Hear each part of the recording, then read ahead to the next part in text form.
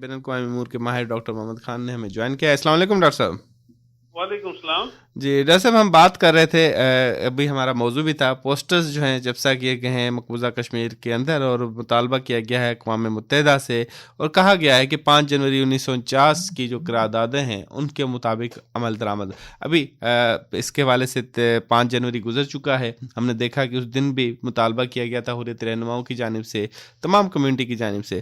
آخر یہی سوال آپ سے معلوم کریں گے, شوزب صاحب بھی ہمارے اسٹوڈیو میں, ان سے بھی تھا کہ وجہ کیا ہے, رکاوٹ کیا ہے, کیوں نہیں مسئلہ حل ہو رہا, جبکہ چارٹر پہ بھی موجود ہے, مطالبہ بھی آتا ہے, تسلیم بھی کیا جاتا ہے, مسئلہ نہیں حل ہوتا. بہت بہت شکریہ. دیکھیں, پوسٹر تو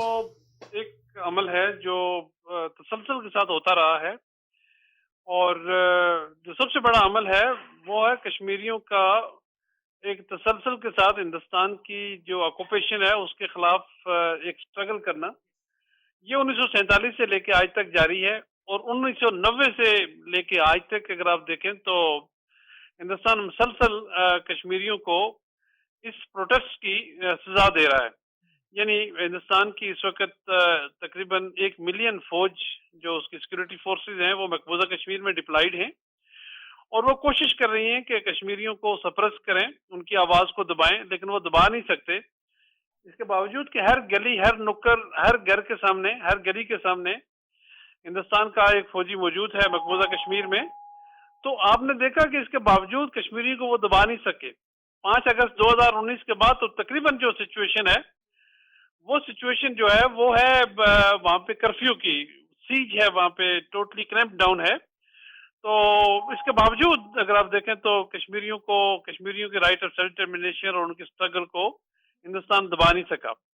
تو آج اگر آپ 5 جنوری 1949 کی قرارداد کی بات کرتے ہیں تو بیسیکلی تو وہی بیسک قرارداد ہے. اس قرارداد کا بیسک متن آیا تھا 13 اگست 1948 کو, اور اس کے جو ریوائز ورژن تھا وہ 5 جنوری 1949 کو آیا. اس میں بیسکلی کہا گیا کہ کشمیریوں کو ان کا رائٹ آف سیلف ڈٹرمنیشن دیا جائے, اور یہ UNCIP کی ریزولوشن ہے. 2 ریزولوشن ہیں جیسا میں نے آپ کو ذکر کیا, اور ان ریزولوشن کا جو متن یہ ہے کہ کشمیریوں کو ان کی مرضی کے مطابق ان کا فیچر دیا جائے, اور اس کے لیے استصواب رائے کرایا جائے, اور اس کے لیے بھی جو ٹیم مقرر ہونی تھی وہ بھی یونائٹڈ نیشن کی طرف سے ہونی تھی, اور جو مقرر ہوئی 2 دفعہ. لیکن جو آپ نے پوچھا نا کہ رکاوٹ کیا ہے, رکاوٹ جو ہے وہ ہندوستان تھا, رکاوٹ ہندوستان ہے, اور رکاوٹ ہندوستان ہی رہے گا, کیونکہ کشمیری اور پاکستان تو یہی چاہتا ہے کہ کشمیریوں کا مسئلہ حل ہو اور کشمیریوں کو ان کا رائٹ آف سیلف ڈٹرمنیشن ملے. لیکن جب ہندوستان کو یہ بڑا کلیئر ہے کہ اگر کشمیریوں کو ان کا رائٹ آف سیلف ڈٹرمنیشن ملتا ہے تو کشمیری کسی صورت میں بھی ہندوستان کے ساتھ تو ان کا آپشن ہی کوئی نہیں ہے. ایون میں یہاں تک بھی آپ کو بتاؤں کہ مقبوضہ کشمیر کے جو ہندو ہیں وہ بھی ہندوستان کے ساتھ جانے کے لیے تیار نہیں ہے, نہ سکھ جانے کے لیے تیار ہے, نہ کرسچن وہاں جانے کے لیے تیار ہے, اور نہ بدھسٹ ہندوستان کے ساتھ جانے کے لیے تیار ہے.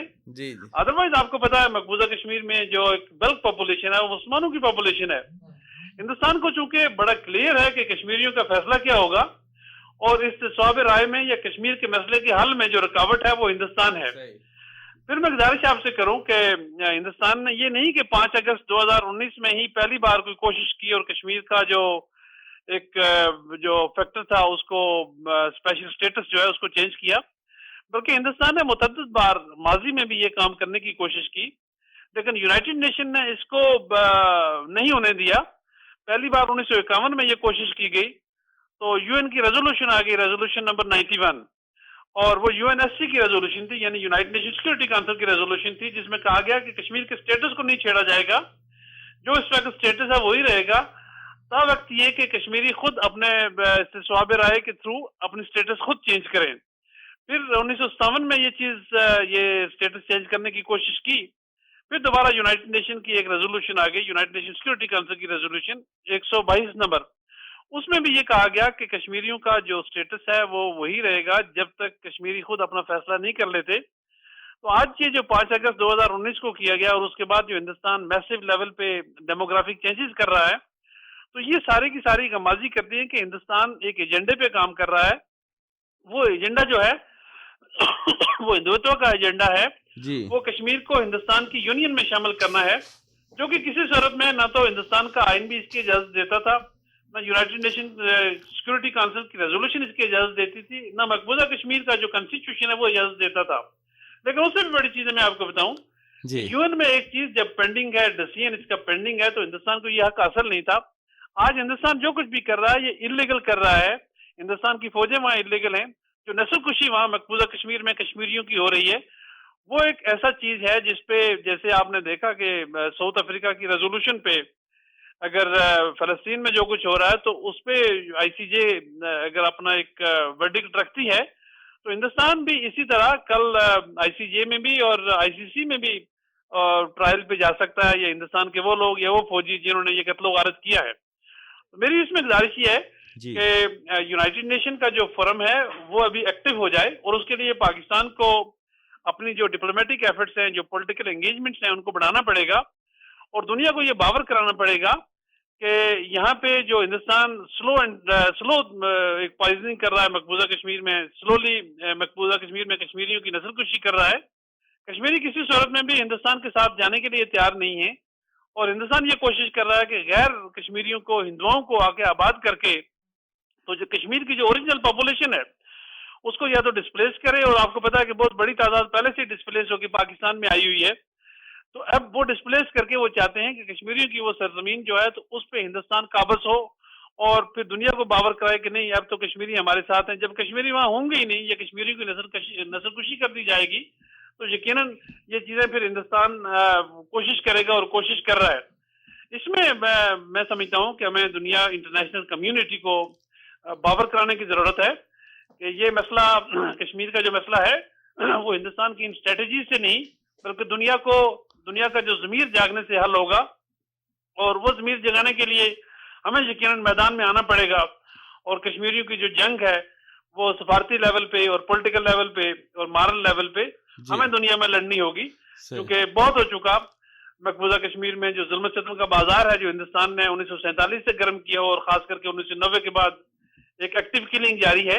तो ये मैं समझता हूँ कि ये जुल्म सितम की इंतहा हो चुकी। अच्छा डॉक्टर साहब, आपने बड़ी अहम बात की, आपने कहा कि 90 और 97 में 2 दफ़ा इस तरह की कोशिश की गई, भारत ने खसूसी हैसियत ख़त्म करने की, उस वक्त रोका अक़वाम मुत्तहिदा ने, अब क्यों नहीं रोका? देखिए, उस वक्त की जो ब्लॉक सिचुएशन थी वो बड़ी मुख्तलिफ थी। अगर आपको याद हो, ये कोल्ड वार का जमाना था, और कोल्ड वार में पाकिस्तान जो है तो वो कैपिटलिस्ट वर्ल्ड का, यानी यूनाइटेड स्टेट्स का एक पार्टनर था, एक स्ट्रेटेजिक एलाय था। हम सीटो सेंटो के मेंबर थे, हमारी बड़ी अहमियत थी अमेरिका के लिए, यूरोप के लिए, खास करके जो मगरबी यूरोप है। आपको पता है दुनिया तकसीम थी उस वक्त एक कम्युनिज्म और कैपिटलिज्म में। जाहिर है कम्युनिस्ट ब्लॉक जो है तो वो हिंदुस्तान के साथ था, तो कैपिटलिस्ट ब्लॉक हमारे साथ था, और उस वक्त की जितनी भी रेजोल्यूशन हैं ये सारी यूरोप की और अमेरिका की सपोर्टेड रेजोल्यूशन है, खा वो यूएनसीआईपी की हैं या यूएनएससी की रेजोल्यूशन है। ये सारी की सारी दुनिया ने उस वक्त सपोर्ट की थी। सिर्फ उस वक्त कश्मीर के रास्ते में हायल जो था तो फॉर्मर सोवियत यूनियन था, उसने कश्मीर का मसला हल नहीं होने दिया था। तो आपने जो 1951 की बात की, मैंने जैसे आपसे अर्ज किया कि 1951 में जो यूनाइटेड नेशन सिक्योरिटी काउंसिल की जो रेजोल्यूशन आई थी वो अनअपोज्ड और यूनानिमसली एग्रीड रेजोल्यूशन थी। इसी तरह 1957 की जो रेजोल्यूशन थी जिसमें कश्मीर के बारे में कहा गया कि कश्मीर का फैसला जो है वो कश्मीरी खुद करेंगे। चूंकि हिंदुस्तान ने कोशिश की थी कि मकबूजा कश्मीर की असेंबली से वन साइडेड सा डिसीजन ले, तो वो भी इसलिए रोकी गई थी कि यूएन में जो मेंबर्स थे, यूएनएससी के मेंबर, फिर यूनाइटेड नेशन के ओवरऑल जो वेस्टर्न ब्लॉक के मेंबर थे, तो वो पाकिस्तान के सपोर्टिव थे। वो कश्मीर के केस में पाकिस्तान की जो पॉइंट ऑफ व्यू है, कश्मीरियों का जो पॉइंट ऑफ व्यू है, तो उसको सपोर्ट कर रहे थे। आज बदकिस्मती से ये काम इसलिए नहीं हो रहा है कि दुनिया में इंटरेस्ट बदल गए, सोवियत यूनियन ना रहा, और जब यूनिपोलर वर्ल्ड हो गई तो अमेरिका को आपने देखा कि अमेरिका के जो इस वक्त इंटरेस्ट हैं वो हिंदुस्तान में है, पाकिस्तान में कम है। पाकिस्तान के जो इस हिसाब से पाकिस्तान को वो रखे हुए हैं कि जब भी पाकिस्तान की जरूरत पड़े हम इसका इस्तेमाल कर लें। तो हिंदुस्तान उनका एक स्ट्रेटेजिक पार्टनर है जिसमें उनके जो बड़े इंटरेस्ट हैं वो चाइना को कंटेन करना है और इस इलाके में अपनी बालादस्ती कायम करनी है, खास करके इंडियन ओशन में। और ये चीजें बड़ी प्रोमिनेंट तरीके से आगे जा रही हैं, और पाकिस्तान वाहिद है जो हिंदुस्तान की एक मेजर पावर बनने में रुकावट है। اچھا ڈاکٹر صاحب، آپ نے کہا کہ پاکستان یقینی طور پہ بھارت کے جو عزائم ہے اس میں سب سے بڑی رکاوٹ ہے، اس کو روکتا ہے جو عزائم جس طرح کی ظالمانہ ایکٹیویٹیز کرتا ہے. اس حوالے سے بھی آپ نے تفصیلی طور پہ بتایا. لیکن ایک سوال آپ سے یہ بھی پوچھیں گے، جیسے کہ ہم ابھی ڈسکس کر رہے تھے کہ انٹرنیشنلی سطح پر بھارت تنہا رہ گیا. اس کے پڑوسی ممالک مالدیپ ہو، یہ انہوں نے بھی کہہ دیا ہے کہ جی ہمارے میں مداخلت نہ کریں، اپنی فوجیں واپس لے جائیں. کینیڈا امریکہ نے بھی کہہ دیا جی مداخلت تو ہوگی ہے، انہوں نے بھی اعتراف پاکستان ہمیشہ سے کرتا رہا ہے. سعودی عرب کا آپ کو پتہ ہے، قطر میں بھی انہوں نے مداخلت کی بھارت نے، وہ بھی اظہار ہو گیا. سارے ممالک اگر ڈیوائڈ کیا جائے ریجن وائز، اسلامک ممالک ہو، مڈل ایسٹ ہو، مغرب ممالک ہو، پاکستان ہو، سب نے بھارت کے اس موقف کی، بھارت کی ایکٹیویٹیز کی، غیر قانونی ایکٹیویٹیز کی مخالفت کی ہے، مذمت کی ہے. تو اب بھارت کے پاس کون سی جگہ بچی ہے جس سے اس کو سیف سائڈ ملی ہے؟ جیسے اس طرح دندناتا رہتا ہے، دہشت گردی کرتا ہے، ظلم کرتا ہے، وہ کیوں اس طرح کر رہا ہے جبکہ ساری سائڈوں سے اس کو مایوسی ہو چکی ہے ابھی؟ دیکھیں یہ مختلف امور ہیں جہاں پہ بھارت کو آپ نے مایوسی کا کہا نا، کہ وہاں پہ اس لیے کہ اگر قطر میں آپ دیکھیں کہ قطر میں جو بھارت کے لوگ تھے، بھارت کی راہ کے جو ایجنٹ تھے، جیسے کلبھوشن یادیو یہاں پہ کام کر رہا تھا، تو اسی طرح بے شمار کلبھوشن یادیو وہاں پہ قطر میں کام کر رہے تھے اور وہاں پکڑے گئے. وہ قطر کے خلاف ایک طرح سے سپائنگ کر رہے تھے اسرائیل کے ایز اے ایجنٹ. تو قطر نے لہذا ان کو کر لیا. اس سے پہلے آپ نے دیکھا کہ سکھوں کو مارنے کی مہم میں امریکہ نے اور کینیڈا نے انڈیا کو بڑا ایڈمانش کیا اور یہاں تک مطالبہ کیا کہ جو سکھ لیڈر مارا گیا تھا ہردیپ سنگھ، تو اس کی جو کلنگز ہوئی ہیں وہ راہ کے لوگوں نے کی. امریکہ میں ایک سکھ لیڈر مارا جانا تھا جس پہ سی آئی اے نے انٹرفیئر کر کے اس کو بچا لیا. اچھا. لیکن اس سے پہلے آپ نے دیکھا کہ چند سال پہلے ای یو ڈس انفو لیب، یعنی 127 ممالک میں ہندوستان پاکستان کے خلاف یا پھر باقی یورپین ممالک کے خلاف بھی ایک میڈیا کمپین چلا رہا تھا، ڈیفیمیشن کمپین تھی. اور یہ چیز بھی میں آپ کو بتاؤں کہ یہ جو اس کو انرتھ کیا تھا یہ بھی یورپ نے کیا تھا، یورپین کنٹریز نے کیا تھا. یہ تو بڑا کلیئر ہے کہ ہندوستان ٹیررزم پھیلا رہا ہے پوری دنیا میں. ہندوستان اپنے مفادات کے لیے پوری دنیا کے جو سٹیٹس ہیں یا پوری دنیا کے جو انٹرسٹ ہیں یا مختلف ممالک کے جو انٹرسٹ ہیں ان سے کھیل سکتا ہے، یہ تو سب کو کلیئر ہے. لیکن یہ میں آپ کو بتاؤں نا کہ دنیا کے کچھ انٹرسٹ جو ہندوستان میں ہیں، امریکہ کے ہیں، یورپ کے جو انٹرسٹ ہندوستان میں ہیں، اور اسی طرح جو آپ نے فرمایا جیسے کہ مڈل ایسٹرن کنٹریز ہیں، ہماری مسلمان ممالک ہیں، وہاں پہ جو ہندوستان میں ان ممالک نے ایک بڑی ہیوی انویسٹمنٹ کی ہوئی ہے. تو وہ ایسی چیزیں ہیں کہ جو ان ممالک کو فورس کر رہی ہیں کہ وہ ہندوستان کے خلاف اتنا بڑا کوئی قدم نہ اٹھائیں. یاد رکھیں کہ جو کچھ ہندوستان نے کیا ہے یہاں خطے میں، ساؤتھ ایشیا میں یا ساؤتھ ایسٹ ایشیا میں، مڈل ایسٹ میں، امریکہ میں یا یورپ میں، اگر اس کی جگہ پاکستان ہوتا تو آج تک پاکستان کے ساتھ میں سمجھتا ہوں کہ کتنی بڑی ٹریجڈی ہو چکی ہوتی. لیکن چونکہ ہندوستان کی اپنی ایک تو ڈپلومیسی بڑی سٹرانگ ہے، پولیٹیکل انگیجمنٹ بڑی سٹرانگ ہے، پھر دنیا میں 1.4 بلین پاپولیشن جو پوری دنیا کے لیے انویسٹمنٹ کا یا پھر ٹریڈ کا ایک مرکز بنا ہوا ہے ہندوستان. اس مودی نے، یہ مودی کی جو ایک ایڈمنسٹریشن ہے، انہوں نے اپنے آپ کو پورٹری ایسا کیا ہوا ہے جس کی وجہ سے وہ کچھ نہیں ہو رہا ہے جو ہم سوچ رہے ہیں. لیکن آپ ہی کے سوال میں ایک بڑی امپورٹنٹ بات ہے. آپ نے جیسے فرمایا کہ مالدیو نے ہندوستان کی فوجوں کو کہہ دیا ہے، مالدیو کے نئے جو صدر آئے ہیں، کہ آپ انہوں نے 15 تاریخ کی ڈیڈ لائن بھی دے دی ہے. تو اسی طرح آپ دیکھیں کہ برما میں بھی جی. ہندوستان نے اسی طرح کرنے کی کوشش کی، یعنی میانمار میں بھی، نیپال میں بھی. تو الٹیمیٹلی خطے میں تو ہندوستان کے جو عزائم ہیں وہ ساری ساؤتھ ایشین جان چکے، اور ساؤتھ ایسٹ ایشین کنٹریز جو آسیان کنٹریز ہیں وہ بھی جان چکے. اور رفتہ رفتہ ہندوستان کے لیے وہ جو اس کا بیٹل گراؤنڈ تھا جہاں یہ پولیٹیکل ایک گیم کر رہا تھا مختلف ممالک کے خلاف، تو وہ تنگ ہوتی جا رہی ہے. اس کے لیے جیسے میں آپ سے عرض کر رہا تھا نا، اس کے لیے بڑا ضروری یہ ہے کہ